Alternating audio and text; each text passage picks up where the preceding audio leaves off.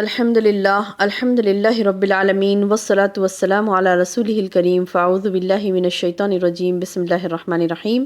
سامعین السلام علیکم ورحمۃ اللہ وبرکاتہ۔ سیرت صحابیات کا یہ سلسلہ جاری رکھتے ہوئے انشاءاللہ آج ہم ام المومنین سیدہ زینب بنت جحش رضی اللہ عنہا کے بارے میں مزید معلومات حاصل کریں گے۔ پچھلے درس میں ہم نے دیکھا تھا آسمانوں پر ان کی شادی کا فیصلہ ہوا تھا اور اللہ پاک نے کہا کہ ہم نے آپ کی شادی زینب سے کر دی، ان سے کر دی۔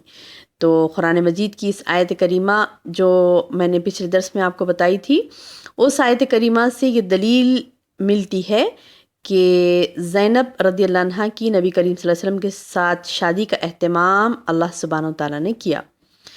سیدنا انس بن مالک رضی اللہ عنہ فرماتے ہیں، روایت کرتے ہیں کہ جب زینب بنت جحش کی عدت ختم ہو گئی تو رسول اللہ صلی اللہ علیہ وسلم نے زید بن حارثہ سے فرمایا کہ آپ جاؤ اور زینب سے میرے بارے میں بات کرو۔ تو سیدنا انس رضی اللہ عنہ فرماتے ہیں کہ زید بن حارثہ سیدہ زینب کے پاس گئے، وہ آٹے میں خمیر لگا رہی تھی۔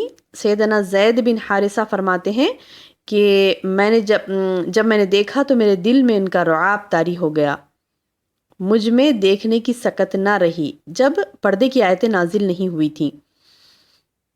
تو حضرت زید فرماتے ہیں کہ میں گیا زینب کو نبی صلی اللہ علیہ وسلم کا پیغام دینے کے لیے، لیکن مجھ پر رعب طاری ہو گیا اور میں پیٹھ پھیر کر کھڑا ہو گیا اور میں نے آہستہ سے کہا، زینب مجھے رسول اللہ صلی اللہ علیہ وسلم نے آپ کی طرف بھیجا ہے۔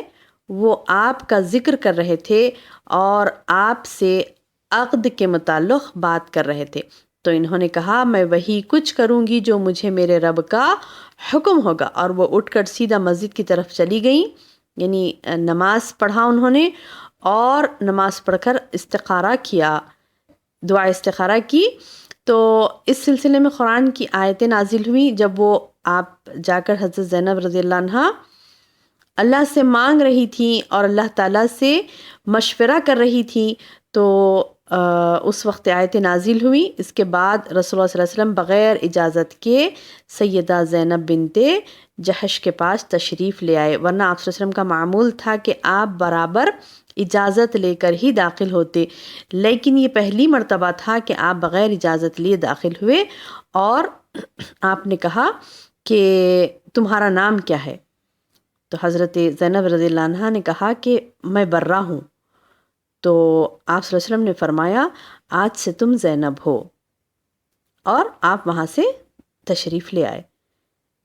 تو بہرحال نکاح ہوا اللہ کے رسول صلی اللہ علیہ وسلم کا، اور راوی بیان کرتے ہیں کہ اس کے بعد رسول اللہ صلی اللہ علیہ وسلم نے دوپہر کے وقت ہمیں روٹی اور گوشت کھلایا۔ کھانا کھا کر کچھ لوگ گھر سے باہر نکل گئے اور کچھ کھانے کے بعد وہیں بیٹھ کر باتیں کرنے لگے تھے۔ تو رسول اللہ صلی اللہ علیہ وسلم باہر نکل گئے۔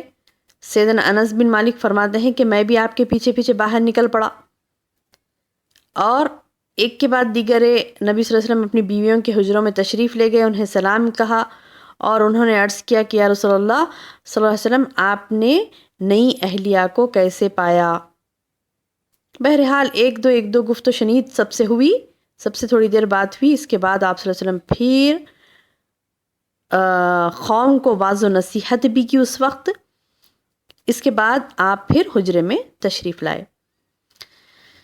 تو اس طرح بہنوں، سیدہ زینب رضی اللہ عنہا کو بہت بڑا شرف و مقام و مرتبہ حاصل ہوا، جب کہ اللہ تعالیٰ نے ان کی شادی اپنے رسول مقبول صلی اللہ علیہ وسلم کے ساتھ ساتوں آسمانوں کے اوپر کر دی تھی، تو وہ رسول اللہ صلی اللہ علیہ وسلم کی ازواج مطہرات کے سامنے اس اعزاز پر فخر کیا کرتی تھیں۔ ام المومنین سیدہ عائشہ صدیقہ رضی اللہ عنہا سیدہ زینب کی تعریف کرتے ہوئے فرماتی تھی کہ وہ میرے ساتھ ساری ازواج مطہرات میں رسول اللہ صلی اللہ علیہ وسلم کے نزدیک مقام و مرتبے کے لحاظ سے مقابلہ کرتی۔ میں نے زینب سے بہتر کسی کو دیندار نہیں دیکھا۔ وہ اللہ سے سب سے بڑھ کر ڈرنے والی، سب سے بڑھ کر سچ بولنے والی، سب سے بڑھ کر صلہ رحمی کرنے والی اور سب سے زیادہ صدقات و خیرات کرنے والی خاتون تھیں۔ وہ اللہ کی راہ میں خرچ کرنے کے لیے اور اللہ تعالیٰ کے تقرب حاصل کرنے کے لیے، اللہ کی قربت حاصل کرنے کے لیے بہت محنت کرتی تھیں۔ یہ بات آئی ہے مسلم کی حدیث میں۔ اور کون تعریف کر رہی ہیں؟ سبحان اللہ، عائشہ صدیقہ رضی اللہ عنہ۔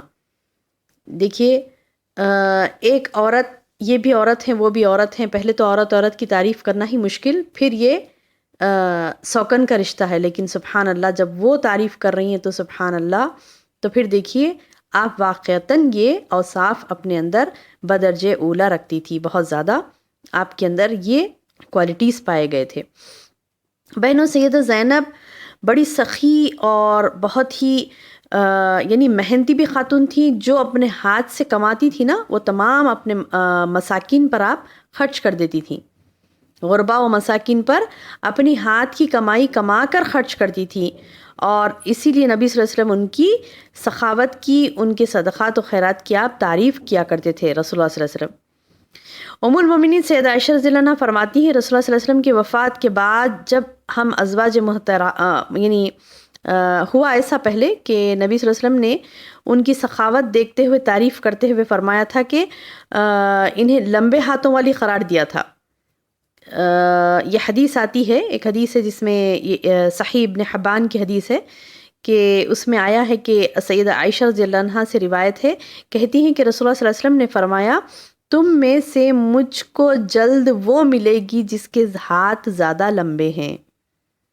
کیا فرمایا اللہ کے رسول صلی اللہ علیہ وسلم نے؟ میرا وصال ہونے والا ہے، میرا انتقال ہونے والا ہے، اور میرے بعد تم میں سب سے پہلے وہ ملے گی جس کے ہاتھ زیادہ لمبے ہیں۔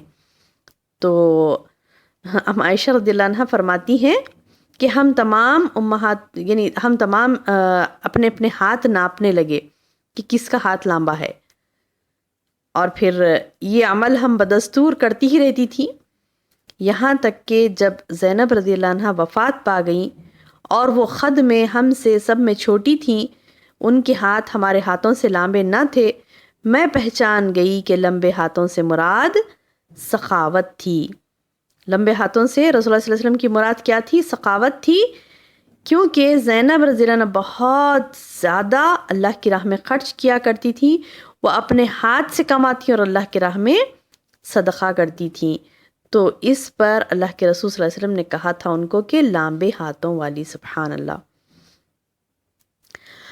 امام ذہبی رحمہ اللہ علیہ فرماتے ہیں کہ نبی صلی اللہ علیہ وسلم نے سیدہ زینب کے ساتھ ذی القعدہ 5 ہجری کو شادی کی۔ اس وقت حضرت زینب رضی اللہ عنہ کی عمر 25 سال کی تھی، اور وہ بڑی صالحہ، روزے دار، عبادت گزار، نیک دل خاتون تھی، اور انہیں ام المساکین کے نام سے پکارا جاتا تھا۔